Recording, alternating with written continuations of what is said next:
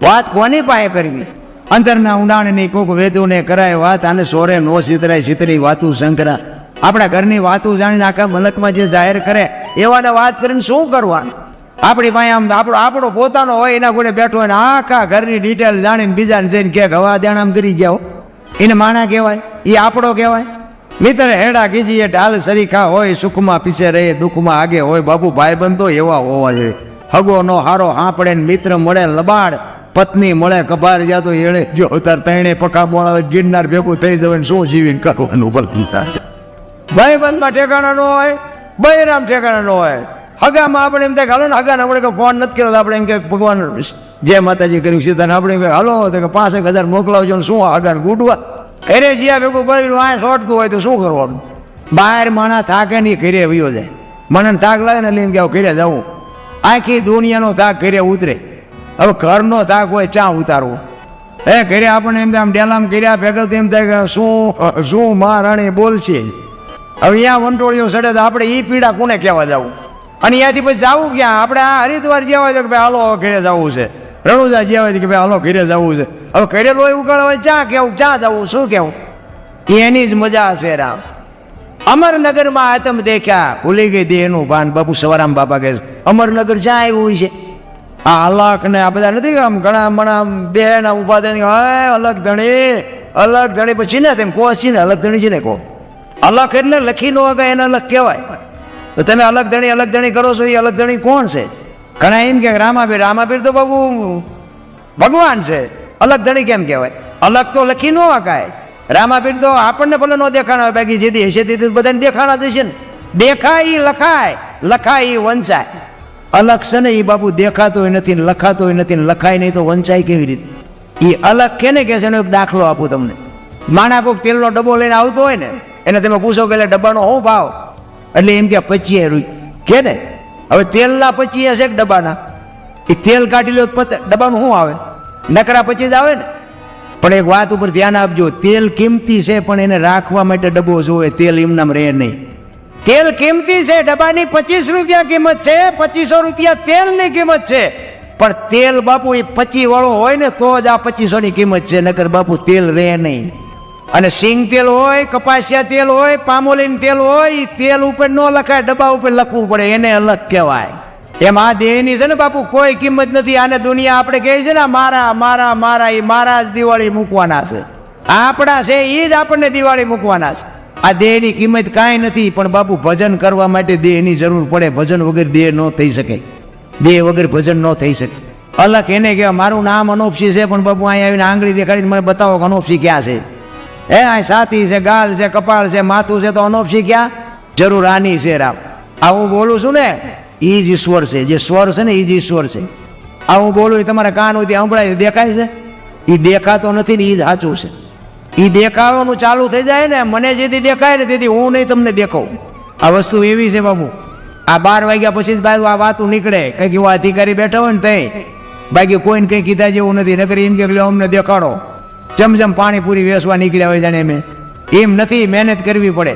અમે ઘણી જગ્યાએ પ્રોગ્રામ જ આવીને તો કે આપણે રામાયણની વાત કરી, કીધું સાંભળેલું બીજું કંઈક કહો. આપણે મહાભારત એ સાંભળેલું બીજું કંઈક કહો. કંઈક આપણે સગાળ સૈનિક જલારામની કહ્યું એ તો બધું સાંભળેલું બીજું કંઈક કહો. પણ તારે શું સાંભળવું છે એ તો તું કે.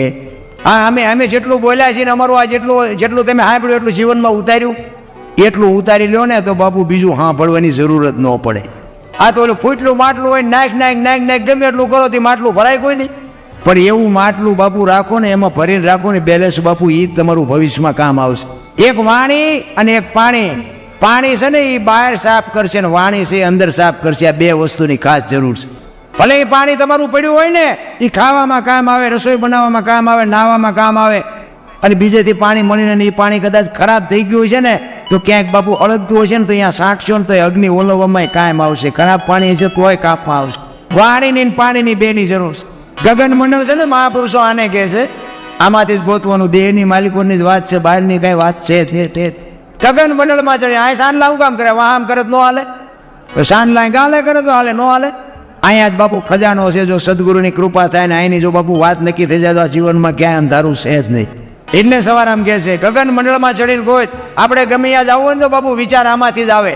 જાલી જવું છે, ભજનમાં જવું છે, કારખાને જવું છે, વાડીએ જવું છે, જાત બધું આમાંથી નક્કી થાય. કાંટો પગમાં વાગે ને ખબર આય પડે. શરીરની રચના આમ કોઈએ જોયું જ નથી. દ્વારકાવાળા કે હરિદ્વાર જવું છે ને હરિદ્વાર વાળા કે સોમનાથ જવું, તો હા શું ચા છે એ તો કહો, કોઈને ખબર જ નથી. બધા ચાલુ જ થઈ ગયા છે. એટલે કે છે ગગન મંડળમાં તમારો ને મારો બાબુ આ જોત ચાલુ છે ને ત્યાં સુધી નહીં મજા. અત્યારે કોઈનો દેહ દુર્ગંધ નથી મારતો. અને એમાં બાબુ એવું તત્વ નીકળી જાય, બે દીમાં દેહ દુર્ગંધ મારી જાય તો આ અંદર અત્યારે ઉટકીને સાફ શું કોણ રાખે છે? કોઈક દેખ આંકડા જ કાઢવા જોઈએ. અત્યારે આપણો દેહ ચોખ્ખો રહેશે આનું કારણ શું છે? કોણ ચોખ્ખો રાખે છે અંદર? એક માણાને મરવું હોય ને આપઘાત કરવા જાય ને પાણીમાં ધૂપકો મારે, ગમે એટલી મહેનત કરે ને બાપુ તળિયે જ જાય, ઉપર રહે જ નહીં. અને જીવ નીકળી જાય ને પછી પાણી બાપુ બહાર કાઢી નાખે. વજન તો દેહનો એટલો ને એટલો હોય તો પાણી ઉપર ચમ કાઢી નાખતું છે. વિચારવા જેવું છે. માણાનો અવતાર આવું ડીંગો ડીંગ નથી. આ તો આપણે ડીંગો ડીંગ કરી મૂકી. સમુદ્ર મંથન થયું ને, સમુદ્ર મંથન થયું ને પછી બધી હારી હારી વસ્તુ બધા લઈ ગયા. ઘણું બધું નીકળ્યું હતું. છેલ્લે ઝેર ને કોડા બે હોય અને ભોળાનાથ આવ્યા. એ રહી ગયા હતા, વાંહે રહી ગયા. ભોળાનાથ આવ્યા, એ કે કાંઈ વધ્યું? એ કે ઝેર ને કોડા છે. એ કે ઝેર નો ઝેર એમને પીધું અને કંઠમાં રાખી નીલકંઠ કહેવાના. પછી કે કોડા? કે ના, ઝેર બીજું એટલે લાવો હજી પીજો. ભાઈ કે કોડા નહીં. તો કે એવા કોડાનું શું કરવું? એ કે હેલિકોપ્ટરમાં નાખીને ફેરવો, બે ચાર બધા નાખી દો. અમે આ ભજનમાં જઈએ ને એટલે અમે ઠીક જોઈ તો એમ થાય કે અહીંયા હેલિકોપ્ટર વધારે રોકાણ હોય એવું લાગે. એ સમુદ્ર મંથન થયા પછી બાબુ ધર્મરાજાના દરબારમાં માણા, ઢોર, પશુ, પક્ષી બધાને બોલાવ્યા. કારણ કે બધાના દેહ બનાવ્યા હતા. ઉંમર નહોતી આપી. ઉંમર તો આપવી પડે ને, વહેલા મોડા હમાય નહીં. એટલે બધા બેઠા હતા. અને એમાં પછી ધર્મરાજાએ હુકમ કર્યો કે ભાઈ બધાને 40 વર્ષ ઉંમર જાઓ. અને માણા આમ છેલ્લે બેઠેલો એ કે બસ 40 વર્ષ તે. કારણ કે માણાએ ઠેરથી ભિખારી વેડા કર્યા. પછી ઓલા કૂતરા હોય ને, કૂતરા એને કીધું કે ધર્મરાજાને ભગવાન કે અમારે 40 વર્ષ ધોકા કઈ કઈને ખૂટાડવાના, 40 વર્ષ અમારથી ન ખૂટે, આમાંથી કંઈક ઓછું કરી દો. એ કે વી તમારા ઓછા કરી કે આ કોઈ લેવા છે? માણા કે હાલો 60 કર્યા. પછી ઓલા બગલા હતા ને એને કીધું કે આગળ કળયુગ આવે ને કે વરસાદ ન થાય, સરોવર ન ભરાય ને અમારે કે શિકાર મળે ન મળે, અમારે 40 વર્ષ કેમ ખૂટાડવા? એ કે વી તમારા ઓછા કરી દો કે આ કોઈને લેવા જાય માણા કોઈનો વારો આવવા દે. 80 કર્યા. પછી ઓલા જમીનારી ઢળડાઈને જે હાલતા હોય ને ખીચકોલા ને યારું ને પડકા ને, કે અમારે તો આખી જિંદગી ઢળડા જ કરવાના, અમારે 40 કેમ ખૂટાડવા? એટલે ભગવાન કે ભાઈ વધારે નહીં, તમારે 20 કે ઓછા કરી દો. 20 કરું, 20 તો તમારે ભોગવવા જ પડશે. એ કે આ 20 કોઈને લેવા જાય એમને ભગવાન એમ કે માણા આ નહીં લે. માણા કે લાવો એ પીડાય છે કાયમ આવશે, લાવો એમ કહીને હો કર્યા. અત્યારે બધા કહે ને માણાની ઉંમર 100 વર્ષ, પણ જીવન જીવવાની બધા 40 વર્ષ સુધી જ આવે. એક લખી લેજો તમારે જોવું હોય. પછી દીકરાને પરણો ને દીકરાને વહુ આવે ને પછી ઘરે હાલે નહીં. વહુ પછી ઉપાડે, સોરે જઈને દેવો, સોરે રસ્તામાં ગળફા ઉડાડો છો, અમારે વાયદા કરવા, પાણી ભરવું. પછી જેને હોય ને કે છોકરા કીધું કરતા નથી ને વહુ માનતી નથી, બેટકા ભરવાનું ચાલુ થાય એટલે આપણે સમજી લેવાનું કે કુતરાના ચાલુ થયા.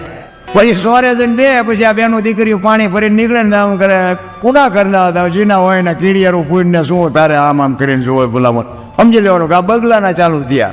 પછી છેલ્લે બીમાર પડે ને પછી આપણે ખબર કાઢવા જાય ને ત્યાં આપણને આપણી પાસે બાપુ રગ એ દરબાર ભગવાનને કંઈક અરજ કરો, મારી દોરી તાણી લે, હવે આ ભેદના મારથી જીરવાતી નથી. ત્યાં આપણને એમ થાય કે આવેલા છેલ્લા સોર્યા સી ચાલુ થયા. આપણે કેવું પડે કે અહીંયા ફીનના છે વીટાળી રે તારે તારી દોરી ક્યાં છે ને. જીવન જીવવાની બાપુ છે. અને એમાંય બાપુ છે ભજનાનંદી મહાપુરુષો થઈ ગયા, એને તો બાપુ છેલ્લા શ્વાસ સુધી મોજ કરી છે. એને બાપુ કૂતરા બગલાનું કંઈ આવતું જ નથી. જીવન બાપુ છે ને જે સમાજમાં હોય, અને મારી તો એક જ ભરામણ છે કે સમાજ જેવડો હોય ને એવડો, જે કુટુંબ હોય ને બાપુ કુટુંબની એકતા એક રાખજો, મા બાપની સેવા કરજો, ગુરુ મહારાજના શબ્દો ઉપર ભરોસો રાખજો. બસ આના સિવાય આ બધું વગર પૈસાનું છે. મા બાપની સેવા કરવામાં પૈસા ન જોવે, વ્યસન મૂકી દો એમાં પૈસા ન જોવે, પૈસા બચે. કુટુંબની એકતા હોય ને એમાં બાપુ પૈસાની જરૂર ન પડે. આ સુખી થવાની તમને મફત દવા દેખાડું. એક કઠિયારો હતો ને કુવાડા ટીપાવે નીકળ્યો ને જંગલમાંથી, જંગલના ઝાડવા રોવા માંડ્યા. તો મોટા ઝાડવા તે પૂછતા હતા કે હું કામ રોવો છો? એ કે ઓલો કઠિયારો કુવાડા ટીપાઈને ગયો ને વહેલો મોડો કાપી નાખશે. એ મોટા ઝાડવા તેને બહુ સરસ જવાબ આપ્યો. એ કે કઠિયારાની તાકાત નથી ને કુવાડાની તાકાત નથી, પણ હાથા જોઈજો મારી પાપડા છે. એ હાથા ન થાવ તો કોઈ ન કાપી શકે.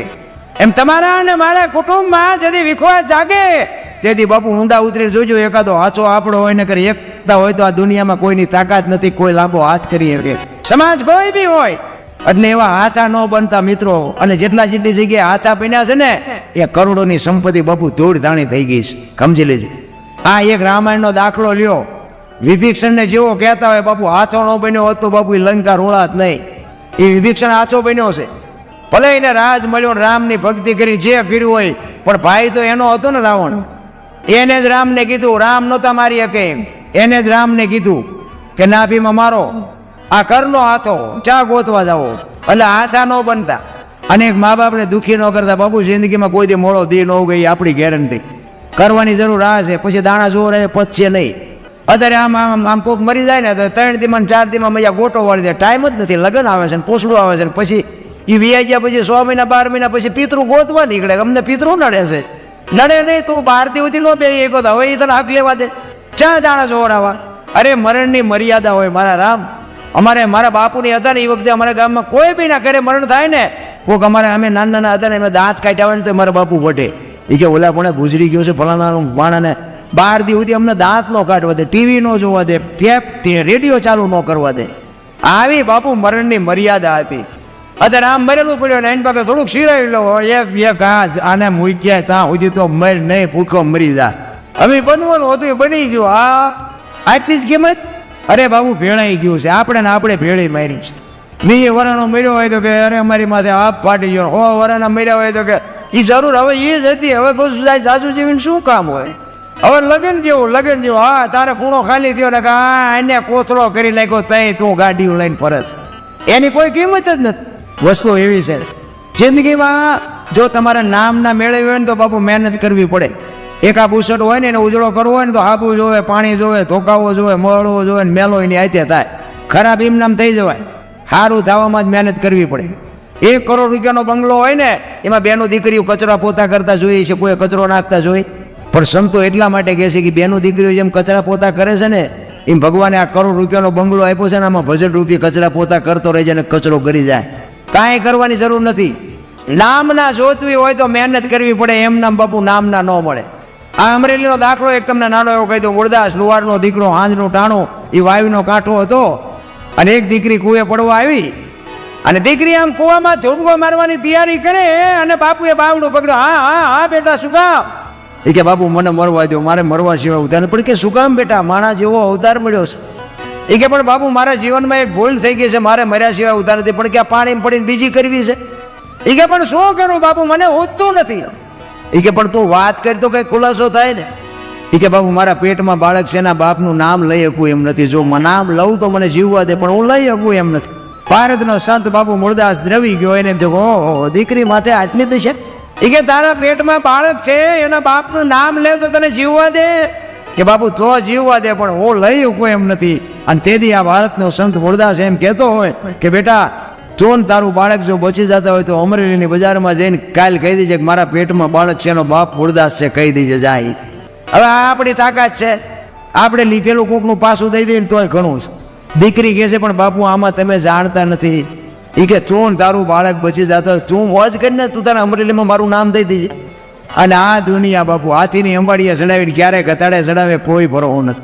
એ અવારે ખબર પડી, એ ગતાડું બોલાવી, માથે મુંડન કરાવી, જોડાનો હાર પહેરાવીને મુરદાસને ગતાડા ઉપર બેહારીને બાપુ ફૂલેકું કાઢ્યું હો અમરેલીમાં. પણ તોય બાપુ એ અમરેલીનો એ સંત બાપુ એની સાથી ફાટતી હતી. હોય કે ઓલી દીકરીને એનું બાળક તો બચી ગયા ને આવડા ભલન રાજી થતા. ચિત્તની શાંતિ, મનની પ્રશંસા, દિલની દાતારી, ગુમડાની રોજ ને ટાટિયા તાવની ટાટ એટલું માલિકોરથી આવે.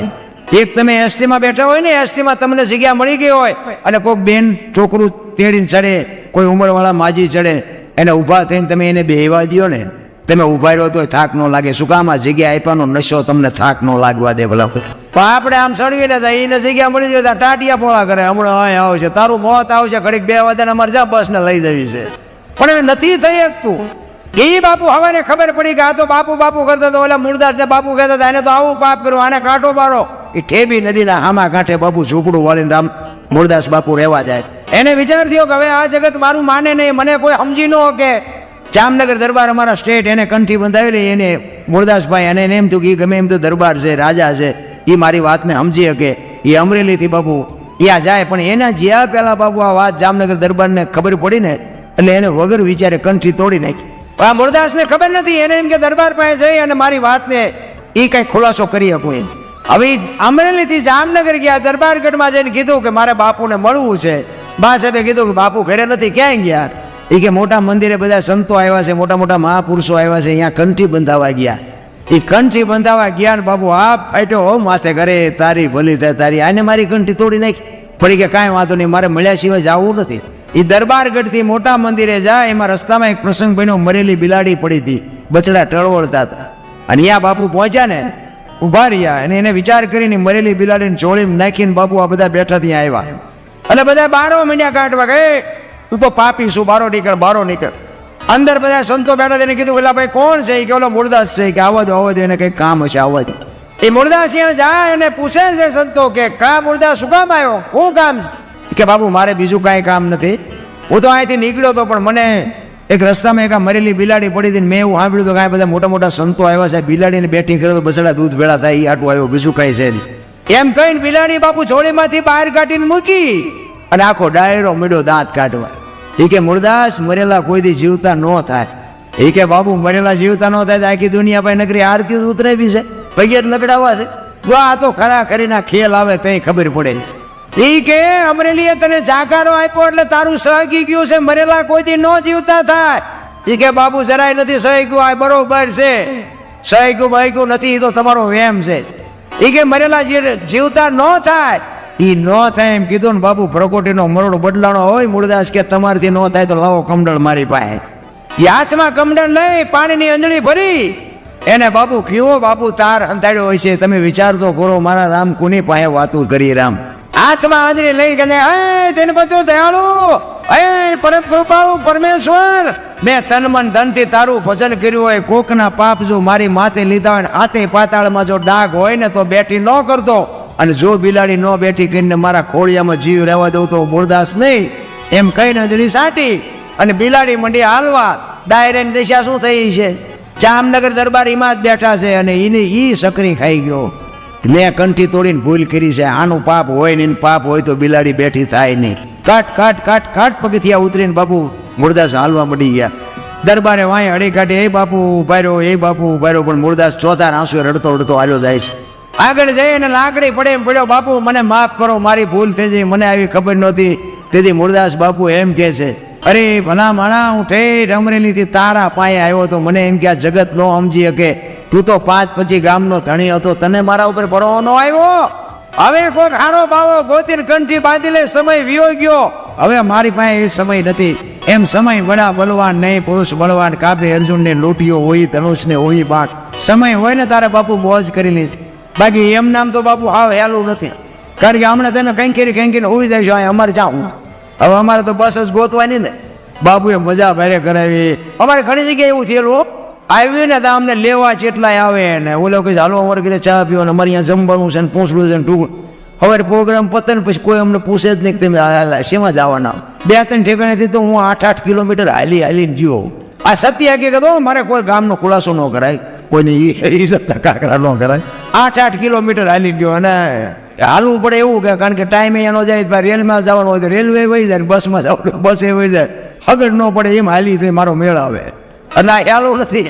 એટલે સવારામ બાબા શેલી કડીમાં કહે છે એક કડી કહીને પછી મારી વાણીને વીણા બાપુ એક ફરમાય છે એક પ્રસાદ આપી દઉં ઓલું કાગડાનું કોયલનું કંઈક કહેતા હતા મેં કીધું રહી જઈશ. 2 ખેતરની માથે એક મોરલો બોલતો હતો ના કોયલ બેઠ વિચાર કર કોયલને ખબર નથી આ મોર બોલે છે શબ્દો પર ધ્યાન આપજો અમુક વાતો 2 દી પછી સમજાય છે ચિંતા ન કરતા. એ મોરલો બોલતો કોયલને એમ થયું કે આ સુંદર મજાનો અવાજ આવે છે કોણ બોલતો હોય છે એને ખબર નથી મોર બોલે છે. ઘડીક થયું ને મોર બીજી વાર બોલ્યો વરસાદ ઝરમર વરસતો હતો અને કોયલની બાપુ કહું બધી તૂટવો એક મારે એને જોવા જવું છે કોણ બોલે છે. ઘડીક થયું મોરલો જા ત્રીજી વાર બોલ્યો ને ત્યાં કોયલે નક્કી કરી લીધું કે જે હોય મારે એને લગ્ન કરી લેવા છે મનથી વળી ચૂકી. ઘડીક થયો વરસાદ રહી ગયો અને કોયલ મનાણી ઉડવા જે દિશા ઉપરથી અવાજ આવતો હતો ને પણ કોયલ ઉડીને અહીંયા પૂગે ને એટલી વારમાં મોરલો અહીંયાથી ઉડી ગયેલો ને ઘોડ આવીને બેસી ગયો.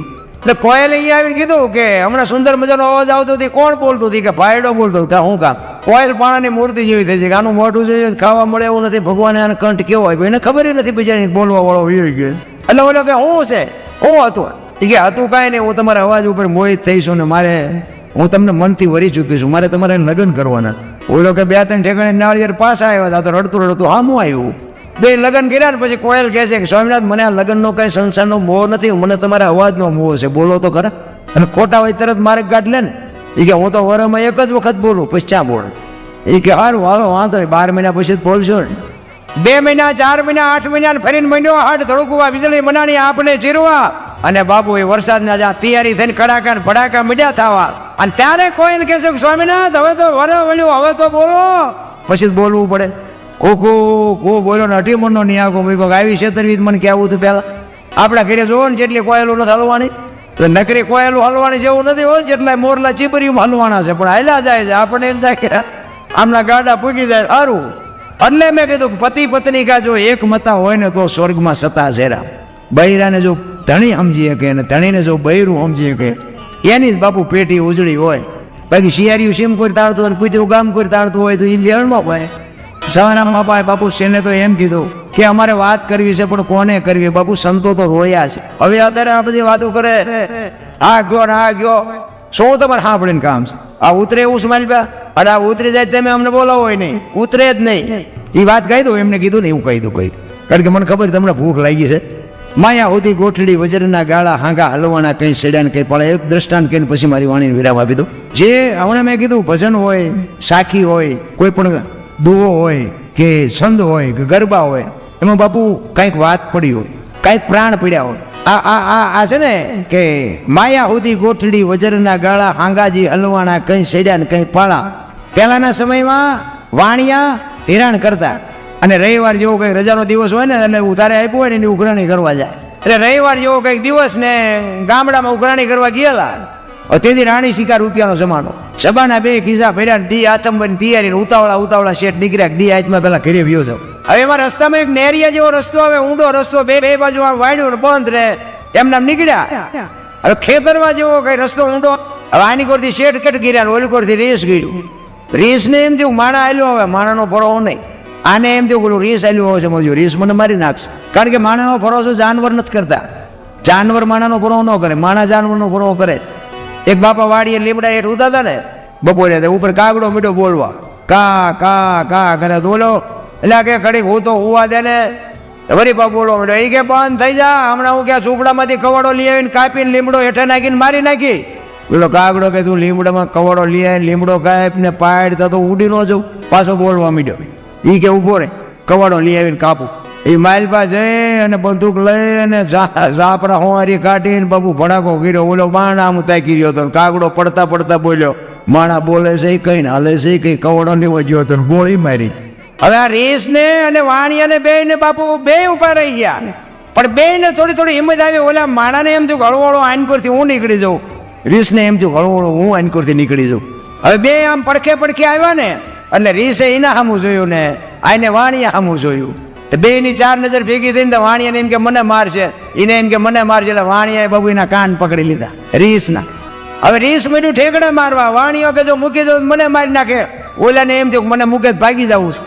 હવે ઠેકડા મારવા મીડ્યા, સભામાંથી પૈસા મીડ્યા પડવા. હવે પૈસા લેવા હાથ મુકાય નહીં કે હવે શું કરવું? એમાં આમથી હાંગાજી દરબાર ઘોડીમાંથી બેન હાલ્યા આવે. આ થોડુંક શેઠું રહ્યું ને વાણિયા બુથી ચડી જાય. એ કે બાપુ આ રીસને જો કે ખંખેરું કે પૈસા કરે છે. બાપુ નજીક આવ્યા જોયું પૈસા પડેલા. તો બાપુ કે અમારા ગામની સીમનું છે ને તું શીરો કંખેર. એ કહેતા બાપુ આલ્યો તમારું, તમે હેઠા ઉતરીને તમે કંખેરો પકડાઈ દીધા બાપુ. વાણિયો કે બાપુ મારા ખેરેલા છે મને લઈ લેવા દેજો. એ કે એને હા કે તારા સાઠ વીણવા મળે હાલ. એ વીણીને પછી વાણિયો જે ભાગ્યો છે બાપુ એને હગડ પીડાય છે. પછી બાપુ મીડ્યા કંખેરવાડ. શું કરે? વાળ કરતા હતા. એટલે કીધું માયા ઉદી ગોઠડી આમાં વજરના ગાળા આગા હલવાણા કંઈક જડ્યા કંઈક વાડા.